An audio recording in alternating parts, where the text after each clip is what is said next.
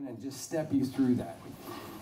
Now, Anchiote is there's a sort of smallish tree that has a little pod on it. If you've ever seen what the pod on a horse chestnut tree looks like, that's spiky on the outside, it looks like that.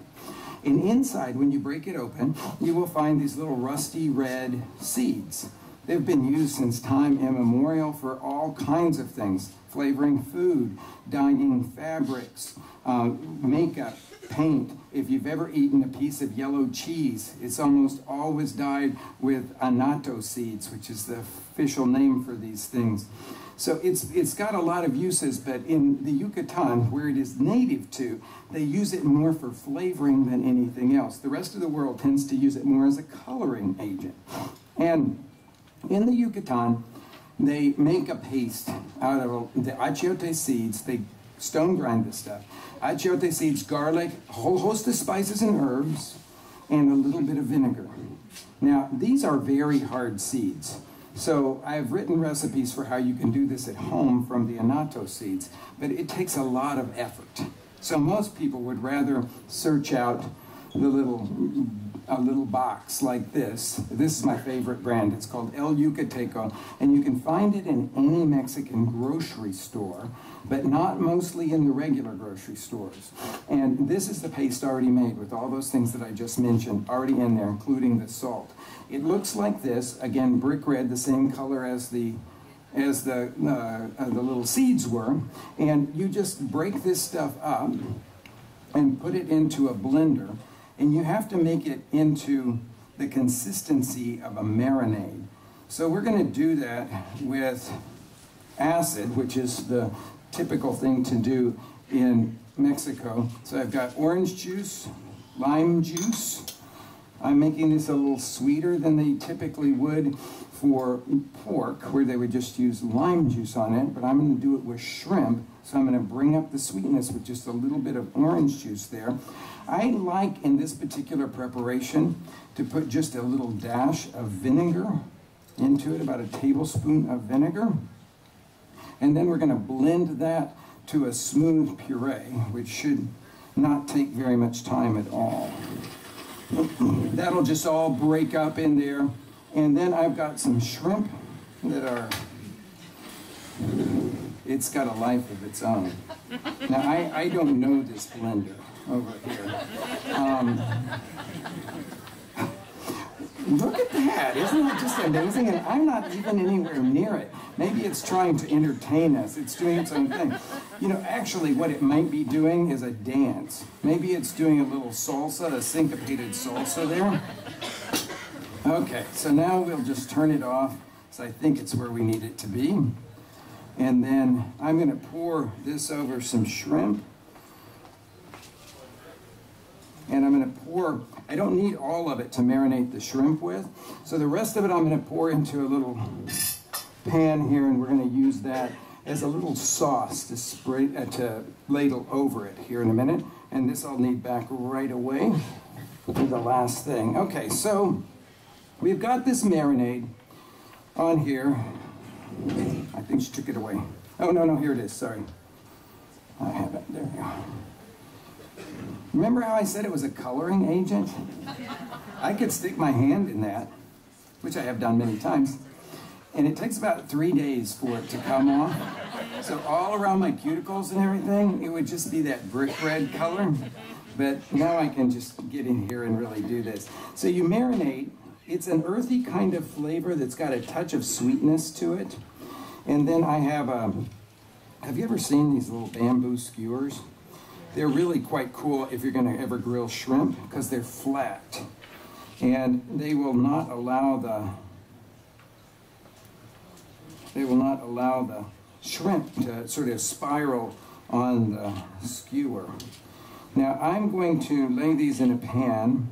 I got a couple of them that I'm going to do here. And I'm going to lay them in the pan after oiling them. Now, this is one of the things that I like to always introduce people to that don't know about this, but I love to use oil sprayers. You can buy them that are reusable. You can buy oil in a sort of disposable sprayer, but I find the oil sprayers to be probably the most efficient way to get oil on the outside of something that you're going to grill. See? Very nice there. So I've got the little misto, which has been around forever. And I just use that to spray on the outside of it. And I'm going to use, oops, watch this. This is like being on Top Chef working up here. Nothing fits. Nothing wants to be here. Well, I thought this was going to work, but no, it won't. So I'm going to break it instead. Okay? How about that? See, that's the one, when you're on one of those reality shows, you see the whole world as something you can play with. But now I got to do the other banging part of it first before I can do the break off thing. There, almost. Okay. Now, into the pan, and spray it on this side with the oil as well. And the one thing about that anchiote is that it's a really pungent, not pungent, that's not the right word. It's not a great taste if you don't cook it well. And that's why I will always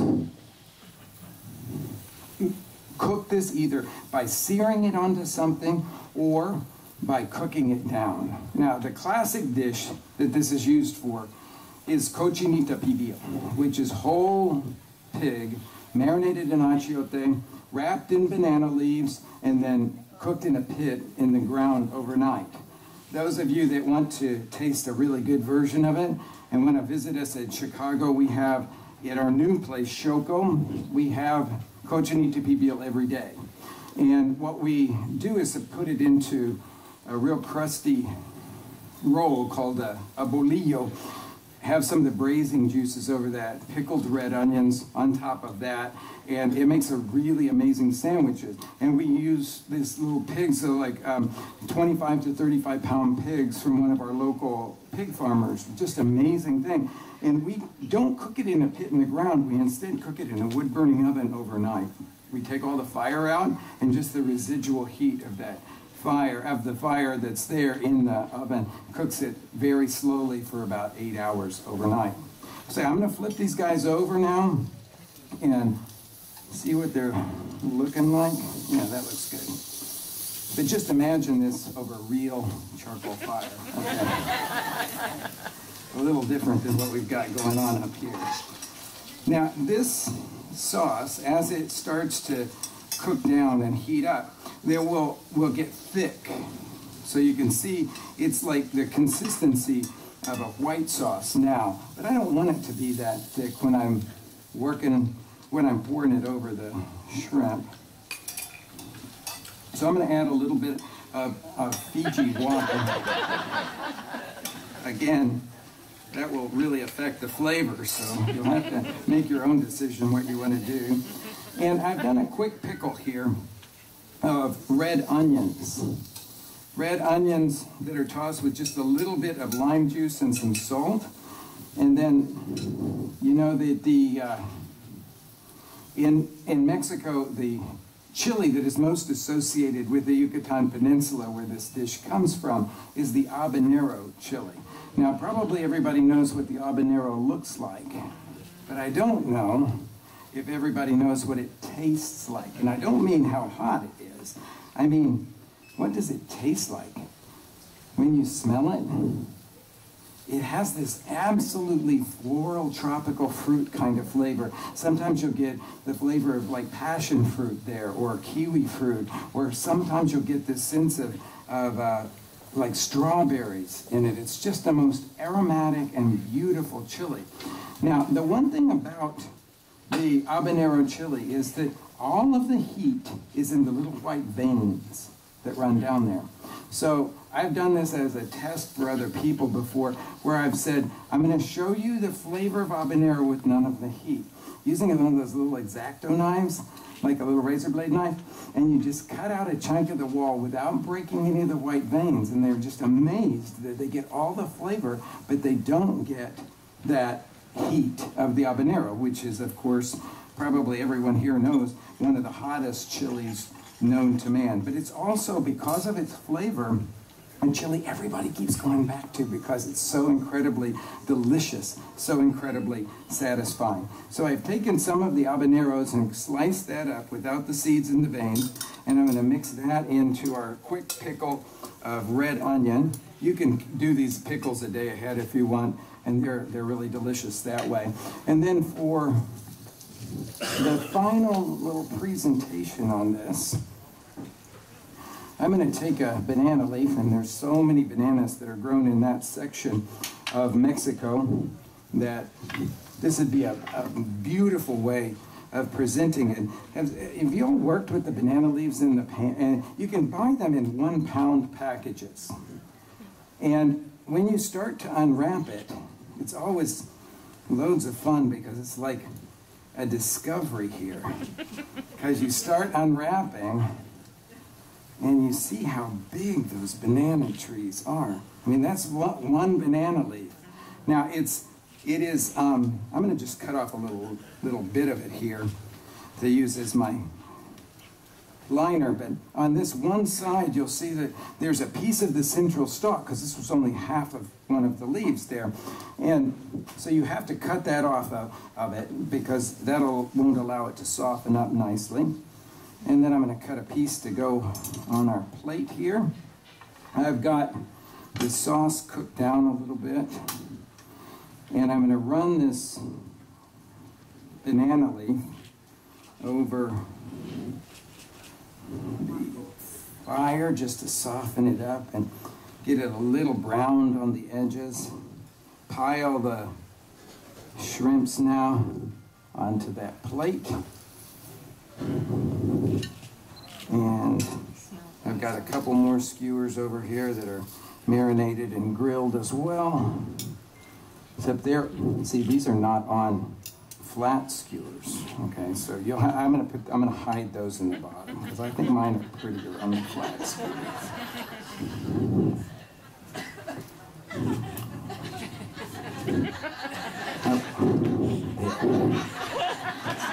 Okay. And we've got, this is the sauce now, just to drizzle over it. It's such a beautiful color. You could put some lime wedges for people to also squeeze over the top of it. So we'll stick a couple of those guys there. This would be beautiful with some cilantro over it, like that. Very simple food, very delicious food, unusual food, which is what I like to do when I'm sharing something special with my friends.